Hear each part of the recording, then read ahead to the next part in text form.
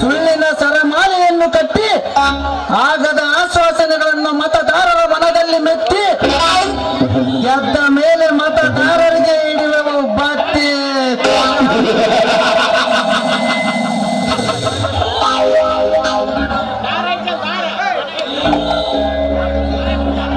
ಈ ರಾಜಕೀಯ ಎಂಬ ಮಹಾಭಾರತದಲ್ಲಿ ನಾನು ದುರ್ಯೋಧನ, ಇವನು ದುಶ್ಯಾಸನ.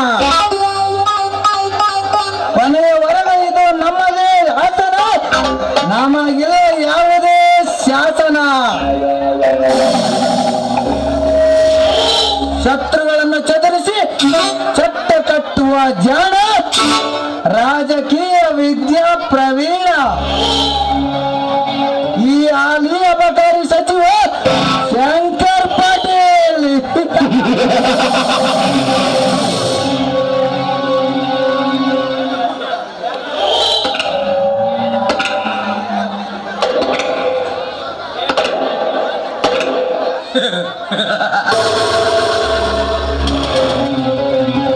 ಹೇಳಿದ ಪ್ರೀತಿಯ ಮಾತನ್ನು ಕೇಳದೆ ಸತಿ ಸಾವಿತ್ರಿ ಆಗಲು ಹೊರಟಿರುವ ಶಾರದಾಳ ಬಾಳು ಏನೆಂದು ಹೇಳಲಿ ಮುಂದಿನ ದಿನಗಳಲ್ಲಿ.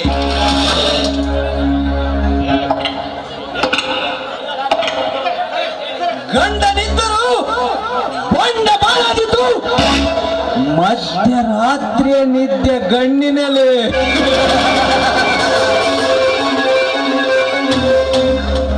ತುಂಟಾಟವಾಡದೆ ಆರಂಭವೇ ಹೀಗಿರುವಾಗ ಮುಂದೆ ಏನಾಗಬಹುದೆಂದು ಯೋಚನೆ ಮಾಡಿದ್ದೀರಾ?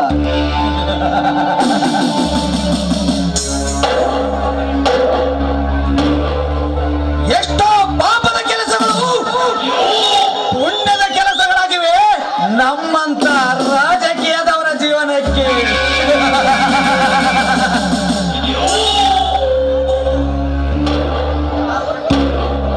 ನಾವು ಕೆಟ್ಟವರು ಎಂದು ಗೊತ್ತಿದ್ದರೂ ಆರಿಸಿ ತರುತ್ತಾರಲ್ಲ, ಏನೆನ್ನಬೇಕು ಮತದಾರರ ಉತ್ತತನಕ್ಕೆ.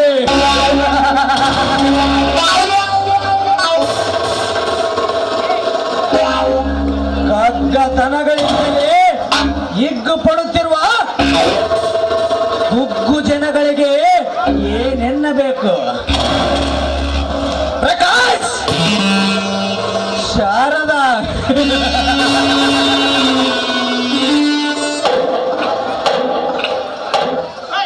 ನಿಮ್ಮ ಬದುಕಿಗೆ ಬೆಂಕಿ ಹಚ್ಚಿ ನಿಮ್ಮನ್ನು ಮಣ್ಣಲ್ಲಿ ಮುಚ್ಚಿಸಿ ಹಾಕಲಿದ್ದರೆ ಯುಗದ ತ್ಯಾಗರಾಜನೇ ಅಲ್ಲ.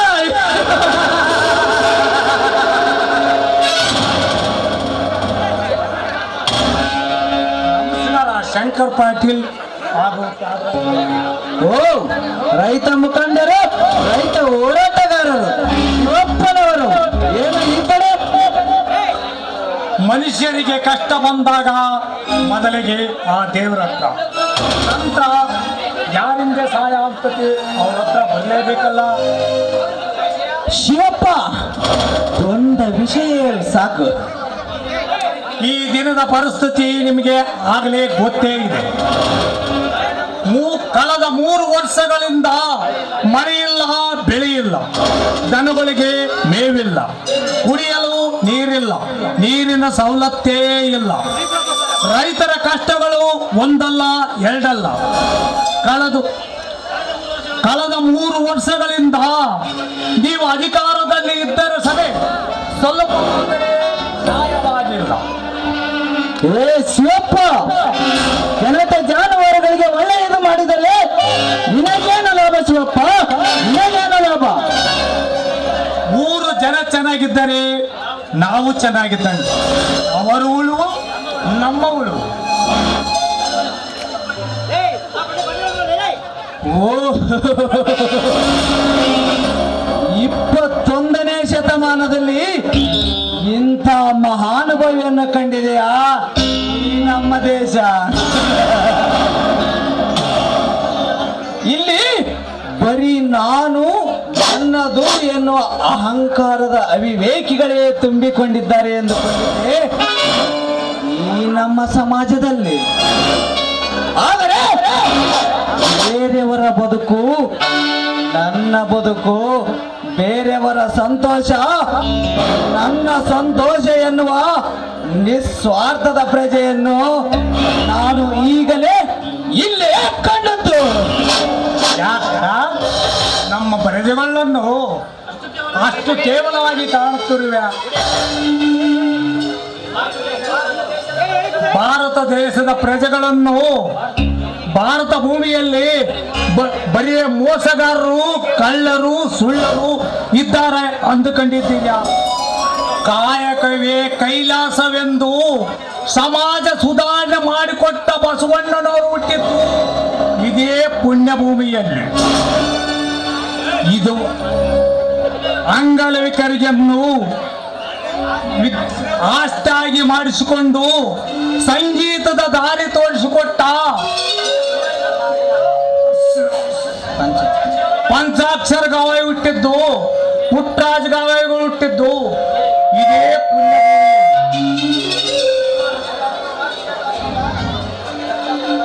ಇದುವರೆಗೆ ಲಕ್ಷಾಂತರ ಮಕ್ಕಳಿಗೆ ಅನ್ನದಾನ, ವಿದ್ಯಾದಾನ ನೀಡಿಕೊಳ್ಳುತ್ತಿರುವ ಡಾಕ್ಟರ್ ಶಿವಕುಮಾರ್ ಸ್ವಾಮೀಜಿ ಜನಿಸಿದ್ದು ಇದೇ ಪುಣ್ಯ. ಇಷ್ಟೇ ಯಾಕ್ಷಾರ್ ದೇಶಕ್ಕಾಗಿ ದುಡಿದ ಮಡುದ ಮಹಾತ್ಮ ಗಾಂಧೀಜಿ, ಭಗತ್ ಸಿಂಗ್ ಅಂತ ಹುಟ್ಟಿದ್ದು ಇದೇ ಪುಣ್ಯ ಭೂಮಿಯಲ್ಲಿ. ನಮ್ಮ ಭಾರತ ದೇಶದ ಬಗ್ಗೆ ಪ್ರಪಂಚಕ್ಕೆ ಮಾಧುರಿ ದೇಶ. ನಮ್ಮ ದೇಶದ ಬಗ್ಗೆ ಹೇಳಿಕೊಳ್ಳಕ್ಕೆ ನನಗೆ ಹೆಮ್ಮೆ ಆಗ್ತದೆ ಸಾರ್, ಹೆಮ್ಮೆ ಆಗ್ತದೆ. ಏ ಶಿವಪ್ಪ, ನೀವೇನು ಪುರಾಣ ಪುಣ್ಯ ಕಥೆಗಳನ್ನು ಹೇಳ್ತಿದ್ದೀರೇನ್ರಿ ಈ ಊರಲ್ಲಿ? ಅಲ್ಲ, ನೀವು ನಿಸ್ವಾರ್ಥಗಳು ಎಂಬ ಒಂದೇ ವಿಷಯಕ್ಕೆ ಇಷ್ಟೊಂದೇ ನಮ್ಮ ಭಾಷಣ. ಇದು ಭಾಷಣ ಅಲ್ಲ ಸಾರ್, ನೀವು ಹೇಳಿದ ಮಾತಿಗೆ ನಾವು ಹೇಳಬೇಕಾಯ್ತು. ಅಲ್ಲ ರೀ ಶಿವಪ್ಪ, ನಾವೇನು ಕರ್ಮ ಮಾಡಿವಿ ಅಂತ ನಿಮ್ಮ ಪುಣ್ಯ ಮಾಡಿದವರ ಪಟ್ಟಿಯಲ್ಲಿ ನಮ್ಮಿಬ್ಬರ ಹೆಸರೇ ಇಲ್ವಲ್ರಿ? ಅಂತ ವೇಗದ ಕೆಲಸ ನೀವೇನು ಮಾಡಿದ್ದೀರಿ ಹೇಳ? ಮತ್ತೆ ನೀವೇನಾದರೆ ಮಾಡಿದ್ದೀರಿ ನಾನು ನಿಮ್ಮ ಹತ್ರ ಬರೋದು ಬೇಕಾಗಿದ್ದಿಲ್ಲ. ಅಂದ್ರೆ ನಾವು ನಿಮ್ಮ ಕಣ್ಣಿಗೆ ದಂಡ ಪಿಂಡ ರಾಜಕಾರಣಿಗಳ ತರ ಕಾಣ್ತಿದ್ದೀವಿ ಏನ್ರಿ? ಅದನ್ನು ಬಾಯಿ ತರದು ಬೇರೆ ಹೇಳ್ಬೇಕೇನ್ರಿ ನಿಮ್ಗೆ? ಏ ಶಿವಪ್ಪ, ಯಾಕೆ ಸಾರ್ ಕೋಪ ಬರ್ತತ? ಇದ್ದು ಮಾತು ಇದ್ದಂಗೆ ಹೇಳಿದ್ರೆ ಎದ್ದು ಬಂದು ಎದುಗೊದ್ದಂಗಾಯ್ತಂದ್ರೆ ನಾನು ಹೇಳಿದ ಸತ್ಯದ ವಿಚಾರ ನಿಮ್ಮ ಮನಸ್ಸಿಗೆ ಭಾರವಾಗಿ ಕಾಣ್ತೇನೆ. ನಾನು ಹೇಳಿದ ಸತ್ಯ ಸುಳ್ಳಿಗಿರುವಷ್ಟು ಸುಖ ಸತ್ಯಕ್ಕಿಲ್ಲವಲ್ಲ ರೀ. ನೀವೇನು ಮಹಾತ್ಮ ಗಾಂಧೀಜಿ ತುಂಡೇನ್ರಿ? ಸತ್ಯ ಸತ್ಯ ಎಂದು ಬಾಯಿ ಬರೆದುಕೊಳ್ಳುತ್ತೀರಲ್ಲ. ಸತ್ಯ ಸತ್ಯ ಎಂದವರ ಬಾಳು ಸುಡುಗಾಡಾಗಿದೆ. ಅಲ್ಲ, ನಮ್ಮ ಅಧಿಕಾರದ ಅವಧಿಯಲ್ಲಿ ಎಷ್ಟು ಕೆಲಸಗಳನ್ನು ಮಾಡಿಲ್ಲ. ಪ್ರತಿ ಹಳ್ಳಿಗೂ ಸುಂದರವಾದ ರಸ್ತೆಗಳನ್ನು ನಿರ್ಮಾಣ ಮಾಡಿದ್ದೇವೆ, ಶಾಲಾ ಕಾಲೇಜುಗಳನ್ನು ನಿರ್ಮಿಸಿದ್ದೇವೆ, ಬಡ ಜನತೆಗಳಿಗೆ ಶುದ್ಧ ಕುಡಿಯುವ ನೀರಿನ ವ್ಯವಸ್ಥೆಯನ್ನು ಮಾಡಿಸಿದ್ದೇವೆ. ಇವ್ಯಾವ ನಿಮಗೆ ಕೆಲಸದ ತರ ಕಂಡಿದೆಯೋ ಇಲ್ಲವೋ ಶಿವಪ್ಪ? ಕೆಲಸದ ಕಂಡಿಯೋ ಇಲ್ಲವೋ? ಹೇಳಿಕೊಳ್ಳಬೇಕಾಯಿತು ನಿಮ್ಮ ಕೆಲಸ ವೈಖರ್ಯವನ್ನ ಕಂಡು. 3 ವರ್ಷಗಳಲ್ಲಿ ಬರೀ 3 ಕೆಲಸವೂ ಮಾಡಿ ನಾವೇ ಉತ್ತಮರು ಒಂದು ಹೇಳಿಕೊಳ್ಳುತ್ತಿರಲ್ಲ. ನಿಮ್ಮ ಮಾತು ನಿಮಗೆ ಚಂದ ಕಂಡಿದೆ ಹೊತ್ತು ಇಲ್ಲಿ ಕುಂತುಕೊಂಡವರಿಗೆ ಯಾರಿಗೆ ಚಂದ ಕಂಡಿಲ್ಲ. ಏ ಶಿವಪ್ಪ, ನೀನ್ ಹೇಳಿದಂತ ಕೇಳಕ್ಕೆ ನಾವೇನು ನಿನ್ನಪ್ಪನ ಮಕ್ಕಳ? ಇದ್ದಾಳೇನ್ರಿ? ಅಷ್ಟಕ್ಕೂ ಜನ ನಮಗೇನು ಸುಮ್ಮನೆ ಮತ ಹಾಕಿದ್ದಾರ? ಹಣ, ಸಾರಾಯಿ, ಸೀರೆ ಇಂಥದನ್ನೆಲ್ಲ ಕೊಟ್ಟಿಲ್ವಾ? ತಪ್ಪು ನಿಮ್ಮದಲ್ಲ ಬುದ್ಧಿ. ಹಣ, ಸರಾಯ, ಸೀರೆ ಅಂತಾಗಿ ಮರಳಾಗಿ ಮತ ನೀಡಿ 5 ವರ್ಷದ ಭವಿಷ್ಯವನ್ನು ಬೂತುಗಳ ಕೈಯಲ್ಲಿ ಕೊಟ್ಟಂಗಾಗಿದೆ ನಮ್ಮ ಜನರ ವಿಚಾರ. ಆಚಾರ ಗೊತ್ತಿಲ್ಲದ ಅನಾಚಾರಗಳಿಗೆ ಅಧಿಕಾರ ಆಡಳಿತ ಕೊಟ್ಟು ತಮ್ಮನ್ನ ತಾವೇ ಸುಟ್ಟುಕೊಂಡಂಗಾಗಿದೆ ನಮ್ಮ ಜನರು.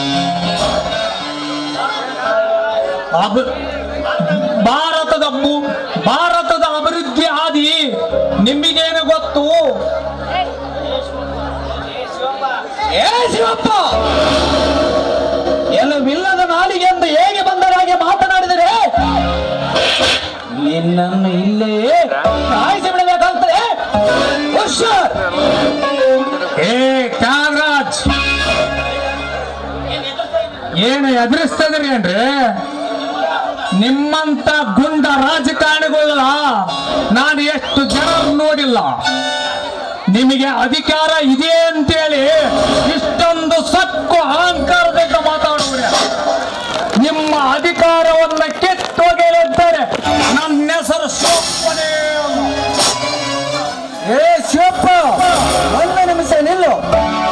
ಇನ್ನು 1 ವರ್ಷದಲ್ಲಿ ನಮ್ಮ ಅಧಿಕಾರ ಹೋಗುತ್ತೋ ನಿನ್ನ ಜೀವ ಹೋಗುತ್ತೋ ನೋಡೋಣ. ಚಾಲೆಂಜ್.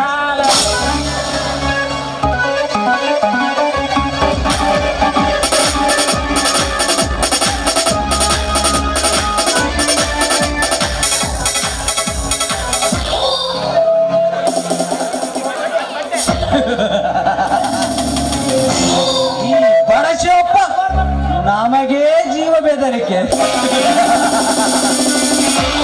ಒಂದೇ ಕುಟುಂಬದ 3 ಜನ ನಮಗಿನ್ನು ವೈರಿಗಳು. ಶಿವಪ್ಪ, ಶಾರದಾ, ಪ್ರಕಾಶ್. ನನ್ನ ದೇಶವೆಂಬ ರಭಸದ ನೀರಿಗೆ ಹೋಗಬೇಕು. ಈ 3 ಪ್ರಾಣಗಳು ಶರೀರವು ಸಿಗದಂತೆ.